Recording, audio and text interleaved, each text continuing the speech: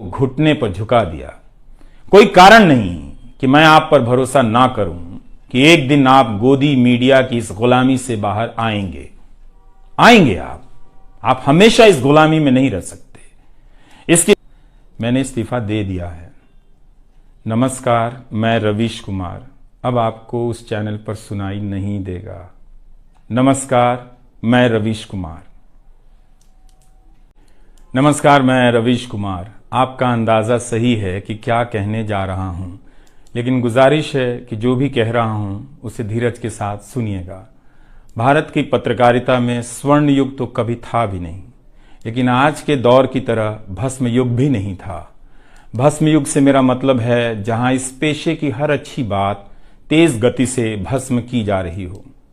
यह दिन भी आना ही था। इस देश में अलग अलग नाम वाले अनेक चैनल हो गए हैं, मगर सब हैं तो गोदी मीडिया ही।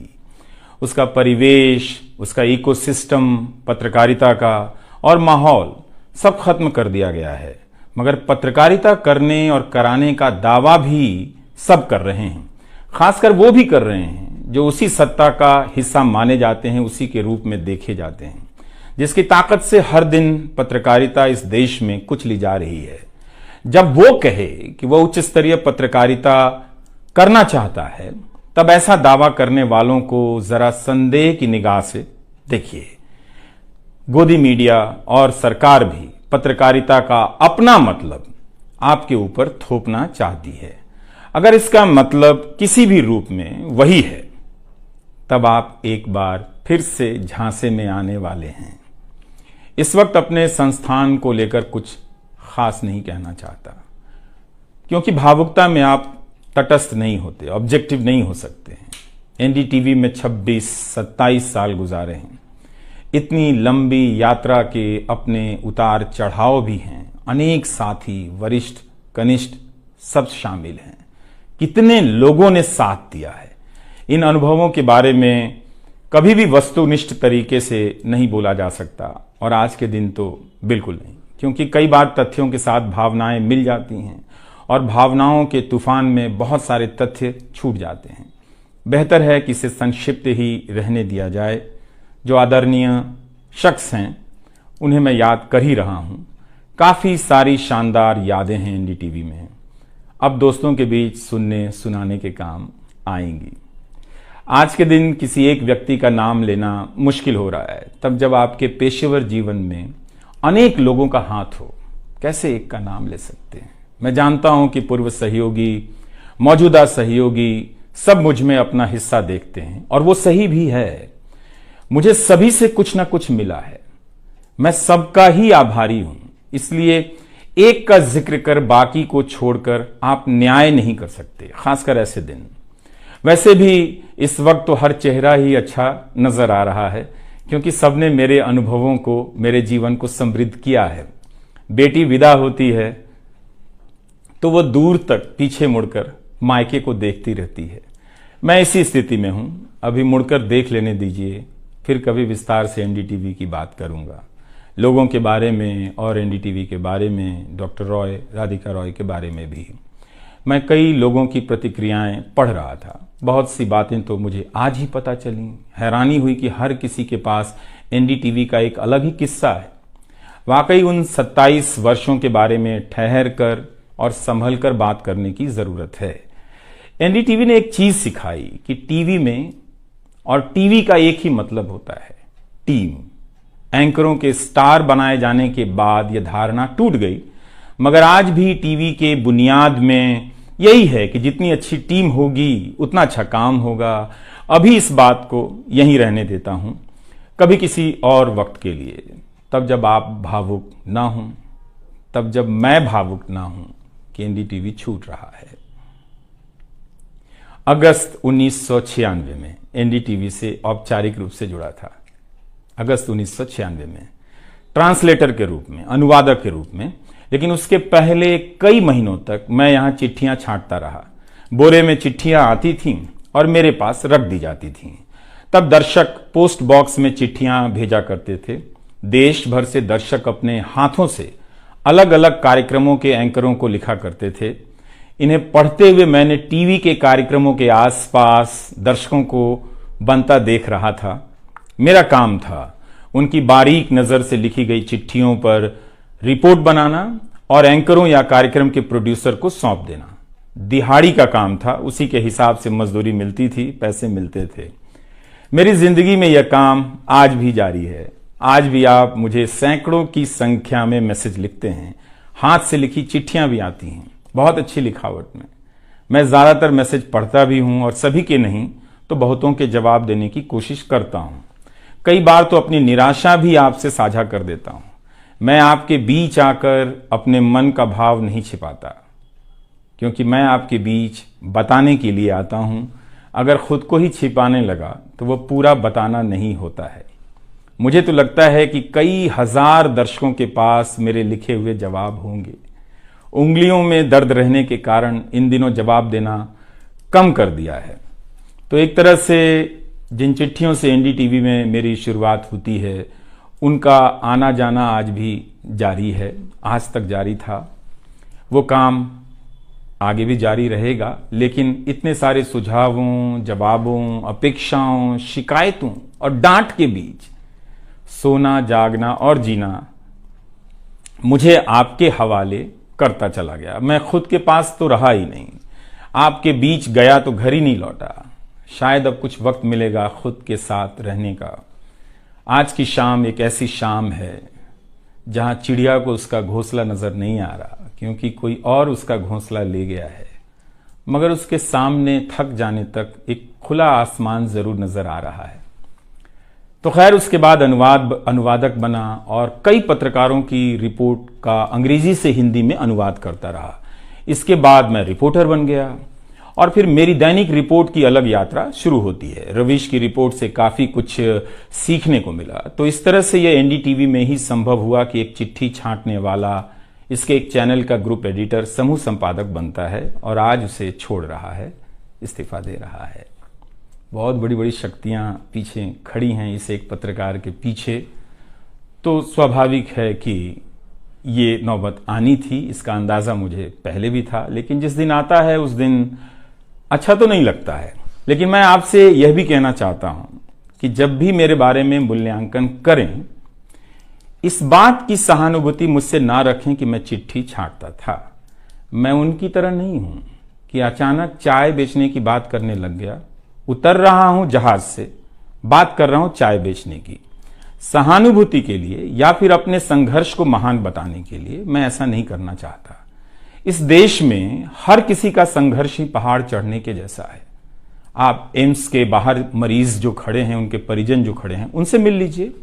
आपको पता चल जाएगा कि उनकी चुनौतियां कितनी बड़ी हैं और आपका दुख कितना कम है, छोटा है। लेकिन आज के दिन मैं आप सभी के बीच दर्शकों की बात करना चाहता हूं। इस दौर में कुर्सी पर बैठे किरदारों को टूटते हुए देखा, सबने देखा। संस्थाओं को भस्म होते देखा, आपने देखा। नफरती तूफान में लोगों को भटकते देखा। मगर मैंने इसी दौर में एक नई संस्था भी बनते देखी है।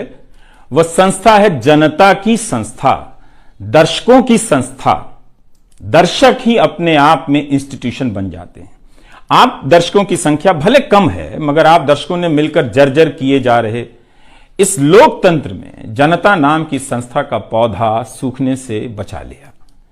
एनडीटीवी में मुझे जब भी अवसर मिला मैंने जान लगा दी।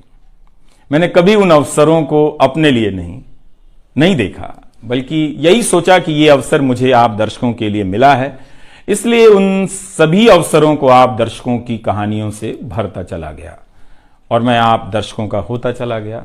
आपका दावा मुझ पर बहुत बड़ा है, मैं जानता हूं। आप मुझ पर बहुत दावा रखते हैं।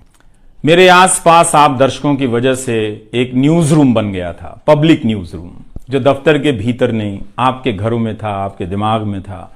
दुनिया भर में फैले कितने दर्शकों ने आगे आकर मेरी मदद की है। आपने कभी मुझसे पैसे भी नहीं मांगे, कभी एहसान तक नहीं जताया। विदेशों में मेरे लिए वीडियो रिकॉर्ड किया, रिसर्च किया। मेरा हर कार्यक्रम किसी न किसी दर्शक के सहयोग का उदाहरण है। आप दर्शकों ने मेरी जानकारियों को दुरुस्त किया है, गलती की है तो डांटा भी है और काफी कुछ उसमें जोड़ भी दिया है। कई सारे एक्सपर्ट, कई सारे छात्र, कई सारे प्रवासी भारतीय, स्थानीय भारतीय दर्शक बनने के साथ साथ मेरा साथ दे रहे थे और पत्रकार भी बन रहे थे और इस पेशे के एक छोटे से द्वीप को बचा रहे थे। इस प्रक्रिया को बिखरते देखना, दर्शकों के बनने की प्रक्रिया को बिखरते देखना और फिर से बनते देखना बहुत सुखद अनुभव रहा। आप दर्शकों में से कईयों ने मेरे लिए अलग अलग भाषाओं से अनुवाद तक कर दिया। संसाधनों की हमेशा मेरे पास कमी रही, मगर आप सभी ने मिलकर पूरी कर दी, सिर्फ इसलिए कि प्राइम टाइम में जो भी जाए ठीक से जाए। वो मेरा नहीं, आपका प्राइम टाइम था। कभी खराब शो कर दिया तो आपने अपनी निराशा बताने में कोई संकोच नहीं की। आप वाकई लाजवाब हैं। दर्शक ही मेरे नियमित संपादक हैं, निरंतर संपादक हैं आप दर्शक मेरे। मैं अक्सर कहता हूं कि एक पेड़ में कई बारिशों का पानी होता है। आपके जैसे दर्शकों के होने में ही किसी रवीश कुमार का होना है। आप हर मौसम में बरसात बनकर आ जाते हैं, सूखते पेड़ों को हरा करने आ जाते हैं।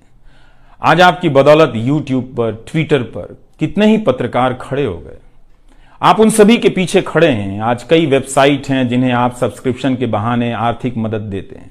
जब लोकतंत्र में एक भी संस्था नजर नहीं आ रही थी, अदालतें कमजोर नजर आ रही थी, आ रही हैं, आप दर्शक नजर आ रहे थे।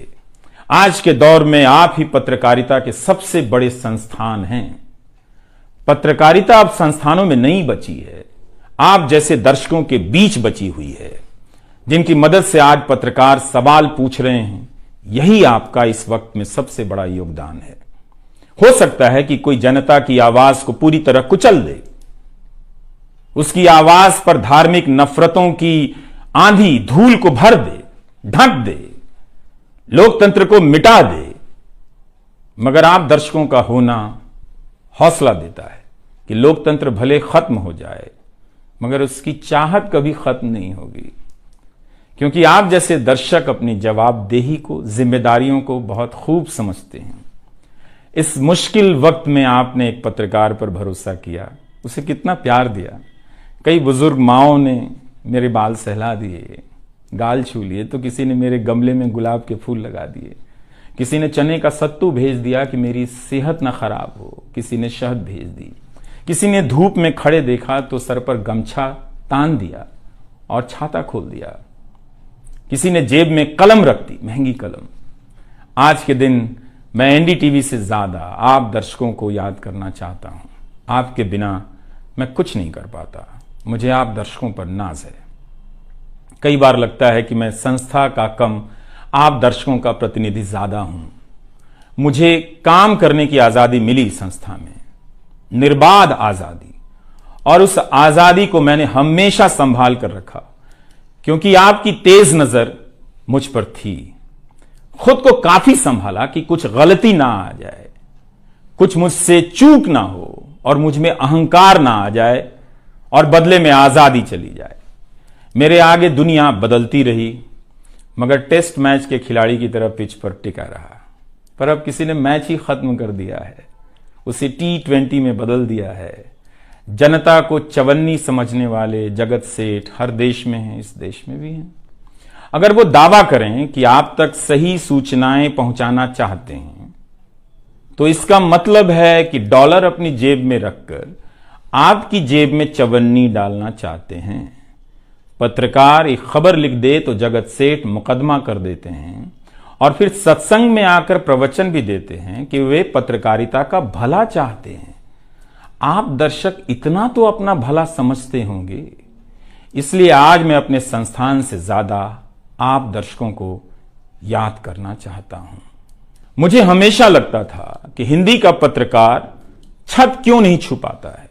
ऐसा क्यों है? हिंदी पत्रकारिता के कई श्रेष्ठ संपादकों, पत्रकारों के कार्यों पर निगाह रहती थी। उनकी गहराई हैरान करती थी, फिर भी लगता था कि उनकी बात जमाने तक ठीक से नहीं पहुंची, पेशे के भीतर उन्हें उनकी जगह नहीं दी गई। पत्रकारिता का मतलब अंग्रेजी का पत्रकार होना हो गया। इसके कुछ ठोस कारण भी हैं, उनमें विस्तार से जाने का समय नहीं है, लेकिन तब भी हिंदी के जुझारू पत्रकार आसमान क्यों नहीं छू सकते हैं, यह बात कचोटती रही। इन सब बातों ने मेरे व्यवहार में काफी बदलाव कर दिए। भाषा को संयमित किया, मर्यादित किया, ताकि हिंदी का प्रभाव कम ना हो। बहुत सजगता से अपना काम इस तरह से किया कि लोगों को, देश के किसी भी हिस्से के लोगों को मेरी हिंदी से प्यार हो जाए। मेरी मातृभाषा हिंदी नहीं है, भोजपुरी है। भोजपुरी गांव है मेरे लिए। हिंदी मेरे लिए भाषा का वो शहर है, पहला शहर जहां मैं गांव से शहर आया था। लेकिन मुझे भारत के हर राज्य के दर्शकों से प्यार मिला है। हिंदी प्रदेशों की कुंठित राजनीति ने हिंदी को हथियार बना दिया। इससे हुआ कुछ नहीं, हिंदी को लेकर कुंठाएं ही बढ़ती चली गईं, किसी का भला नहीं हुआ। मैं उन सभी गैर हिंदी भाषी पत्रकारों, सामाजिक कार्यकर्ताओं, विद्वानों का शुक्रिया अदा करना चाहता हूं, जिन्होंने मेरी हिंदी को समृद्ध किया, जिन्होंने मेरे लिखे हुए का अपनी भाषा में अनुवाद किया और अपनी भाषा में लिखी हुई जानकारियों का मेरे लिए अनुवाद कर दिया मुफ्त में। कई बार लगता था कि अलग अलग डिब्बे जुड़ते जा रहे हैं और रेल बनती जा रही है। उर्दू, मलयालम, तमिल, कन्नड़ा, पंजाबी, गुजराती, मारवाड़ी, बंगाली, मराठी भाषा के पत्रकारों ने कितना कुछ जोड़ा है। यह बात कहीं हिंदी बनाम अंग्रेजी की तरफ ना मुड़ जाए, इसलिए कहना जरूरी है कि अंग्रेजी भाषा में लिखने वाले विद्वानों और पत्रकारों ने मेरी खुलकर मदद की है, मेरे साथ बराबरी का व्यवहार किया। जो नहीं कर सके, ऐसे हैं, उनका क्या हिसाब करना, उनका क्या रोना, मगर जो बराबरी के साथ पेश आते रहे, उनका आभार व्यक्त करना चाहिए। उन सभी ने अपना श्रेष्ठ मुझसे साझा किया, किताबें दी, अवसर बताए, मेरे लेख का अनुवाद तक कर दिया, ज्यादा लोगों तक पहुंचा दिया। मेरे जीवन में इतिहास के मेरे शिक्षकों का बहुत योगदान है। मेरे शिक्षक मेरी जान है। मैं चाहता हूं कि आप मेरे जरिए मेरे पीछे खड़े अनगिनत लोगों के बारे में जानें, उन्हें भी देखें। और दोस्तों को कौन भूल सकता है, बहुत अच्छे अच्छे दोस्त मिले, कम मिले लेकिन मिले। आप जनता के बीच जाने के तमाम अवसर मेरे लिए बहुत खास हैं। तमाम आंदोलनों को कवर करने गया, आपके बीच जाते ही जो चीज खास नजर आती थी वो है एक पत्रकार के प्रति आपका विश्वास, आपकी समझ। आप लोगों से मैं घिर जाता था। आपके भीतर कितना कुछ बहने लग जाता था, जिसे एक राज्य को सुनना चाहिए, जिसे सुनाने के लिए पत्रकार से अच्छा कोई जरिया नहीं। मुझे आपके बीच आकर हमेशा लगा कि आप सरकार को कैसे देखते हैं, और मैं उस नजर से सरकार को देखने लगा। इसी का भरोसा है कि आपकी सक्रियता में ही भारत का लोकतंत्र धड़कता है। शाहीन बाग और किसान आंदोलन की जिद में मुझे सूरज की रोशनी दिखाई देती है।